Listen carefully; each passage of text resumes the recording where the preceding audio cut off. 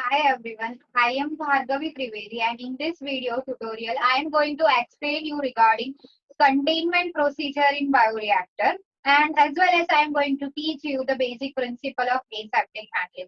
Now even if you don't know the basics of the bioreactor, please watch the video, at least you can learn little from it. And let's get started. So this is a part of paper BD 302 Biochemical Engineering Unit 1 Reactor Bioreactor Design Semester 5. Now, before jumping to the topic, as per our basic rules, we will learn with the basic definitions of it. So, what is bioreactor? It is a specially designed culture vessel that is going to provide you the control conditions, but in an aseptic way. Okay, so that whatever raw material, whatever substrate you have given, it is going to convert into the specific product, or you can say desired product. For example, you are producing amylase enzyme. Okay, you are producing amylase enzyme. Now you are producing using some Bacillus subtilis species. Okay. And you have used starch as the material, raw material and all. Okay. So aseptic means what? That this Bacillus subtilis strain should not be infected with another Bacillus megaterium or Bacillus cereus or any other contamination because it might lead to the difference in the production of amylase. It might inhibit the amylase or it can cause some another product to form. Okay, so that reactor is going to provide you those aseptic conditions and the control conditions. What do you understand by the word control? For example, let's say your bacillus is happily growing at the pH of 8.3. Okay, so it is going to maintain 8.3 pH or throughout the production is going on. Okay, and it has certain systems in it that is going to take care that the pH should remain 8.3 only. So that is the main fundamental behind using the bioreactors. Okay.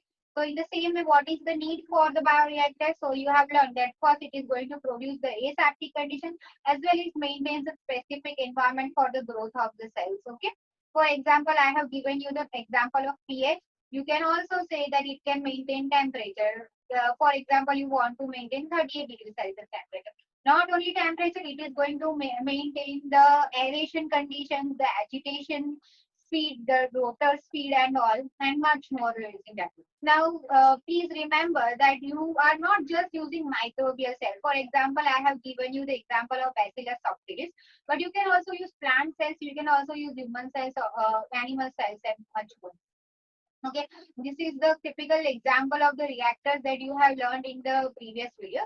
Now let's talk about our main topic, that is the containment. Okay, you have learned the word contamination, but what is this containment? Okay, let's first understand contamination. Okay. So first, you have understand the logic of aseptic handling. That means your Bacillus subtilis that we have taken the example is only working over here.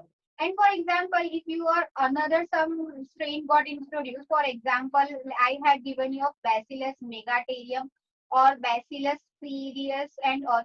So they are going to consider as contaminating the bioreactor process. So you do not want that. So for that, you follow the strict aseptic conditions. That means the seals are properly closed, the material use is proper, and all such conditions. The sterilization is done properly, the inoculation is done properly, and all.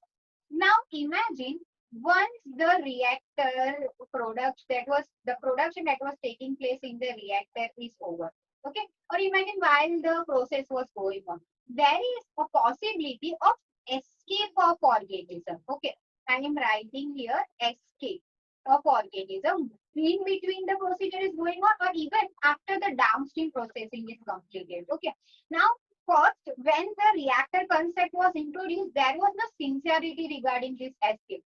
But they have found that this escape has led to certain diseases in some community or it has led to the environmental damage somewhere. So nowadays, this concept of escape has been given more importance. Okay, so that concept of prevention of that escape, okay, of viable cells from the fermenter, or you can say downstream equipment, is it is termed as containment. Okay, students often get confused between the two terminologies, contamination and containment. You have now clear understanding regarding what is contamination and what is containment. Okay. Now, the containment guidelines were initiated during 1970s when we first understood that what is the hazardous effect of this escape of organisms from the vessel. Now, there is some criteria that is used to classify that how hazardous your organism can be. Okay, the first and foremost thing we have to keep in mind that we have to ask ourselves that whether it contains foreign DNA or not. That means either your organism is genetically modified organism or not.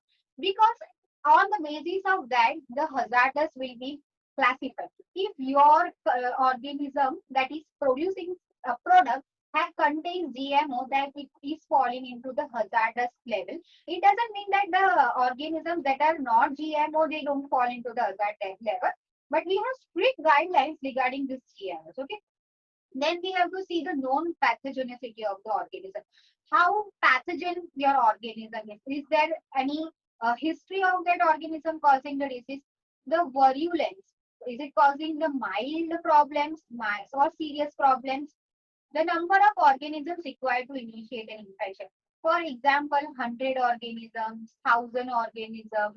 This number of organisms, three requirements that can lead to the infection. The routes of the infection. For example, is it airborne or is it waterborne or is it both?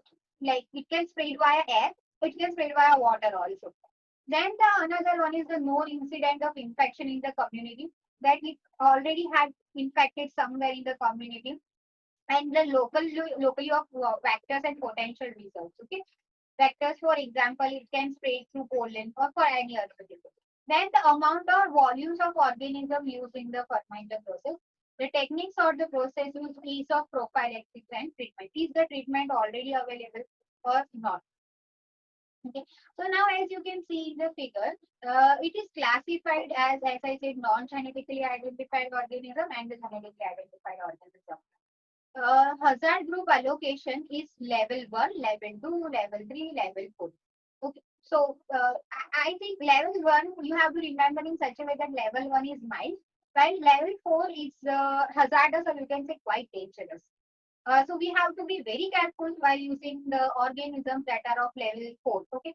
Generally, when you do the vaccine productions of flu and all, it falls in the category of level number 4. Okay.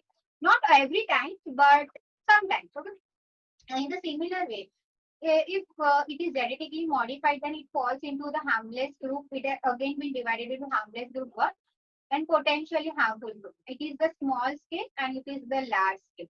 Again, it is divided into A level and B level, small scale and barrel A level and B level. Here it is written that if it falls in the level 1, then it can be released once it follows the uh, GILSP. That means good industrial large scale practices. But what if they follow B4 level, B3 level, B2 level, or level number 1, level number 2, level number 3? What are the criteria that are needed before emptying the fermenter or before emptying or before saying yes, the entire process is completed? Okay. So this scheme, this representation is given by, this classification is given by European Federation of Biotechnology, and we follow their guidelines. Okay, so let's see that what are the things that we have to take care while following the organisms that are falling in the different levels. See how I will teach you how to read this chart. If it is written GILSP, okay, over here, then here the name of the practice is written. Plus means you have to follow. Negative, that means you don't have to follow. In the same way, here it is written the containment category. Okay, so here it is 1, 2, 3, 4. Sorry, here 1, 2, 3. That means if organisms falls under the category 1, it has to follow the, if plus is that it has to follow. If it doesn't need to be followed, then there is a negative sign for it. So let's read it. Okay, for example, I'll give you certain examples. There is a symbol of biohazard sign. Okay, if it is normally processed via good industrial large scale practices, then we don't have to mark that area as the biohazardous area. We don't have to put the sign over it. But if your organism is falling into that first category, then you have to put the sign. Yes, it is. You have to put that biohazard sign also. Now, again, I am repeating how these categories are classified. We have seen those 8 criteria that whether the organism is showing the virulence or not, pathogen or not.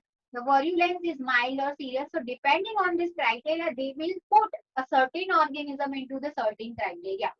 Okay. So, I hope this is clear till here.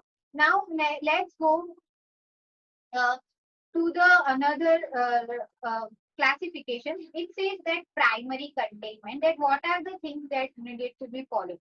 If it falls under first, second, and third category, okay, now here there are 3 terms, M, P, and P. Okay, M means minimize the use, P means prevent the release. You don't do not a single organism should escape from here. Okay, so and CS means closed system. Okay, so if your bacteria of your microorganism is falling in this category number 1. Okay, so let's say when you are doing the sampling from the closed system, then we have to make sure that there should be minimal release of the organism from the sampling pool. But if your organism is falling under the category 2, then we have to be very careful. While sampling, not a single organism should escape into the atmosphere. Okay, I hope how to read this is clear. Then let's say foam out control. When you are doing it, so it should be minimum. It should be not prevention at the most higher level, that it should not release even one microorganism. Okay.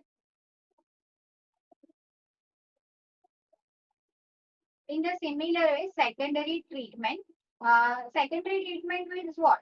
The treatment that is done after the process is over, okay, or before the process is starting. For example, uh, you have seen that scientists wear those fancy white outfit, white color lab coat and all, okay, with this mask and all. So when you see this is the protective clothing for the risk category, if it is falls under 1, 2, and 3, it is mandatory to have it. Okay. For example, HEPA filters. That means once the process is done, when the air is released, the sterilized air is released, then it should pass through the HEPA filters. So if it falls under here, so it is not necessary that you have to pass. If it falls under the category 1, it is not necessary. But if it falls under the category 2 or 3, it is must. Okay. Now here you see B2, B3, and B4. So here it is B2 falls same as 1 number containment, B3 falls same as B2 containment, and B4 falls under same containment. Okay. Here again the next example, airlock or compulsory shower facilities. So for GIS we know we don't require. For containment number 1, no, you don't require. Containment number 2, again you don't require. But this fourth number, that yes, it is mandatory to take the shower before going out of that room. Okay. I hope this is clear to you. And that's all for this containment topic. If you have more questions, then you can email me your questions on my mail ID, bhargavitrivedi.ljis@sbinstitute.edu.in. Thank you. Thanks for watching.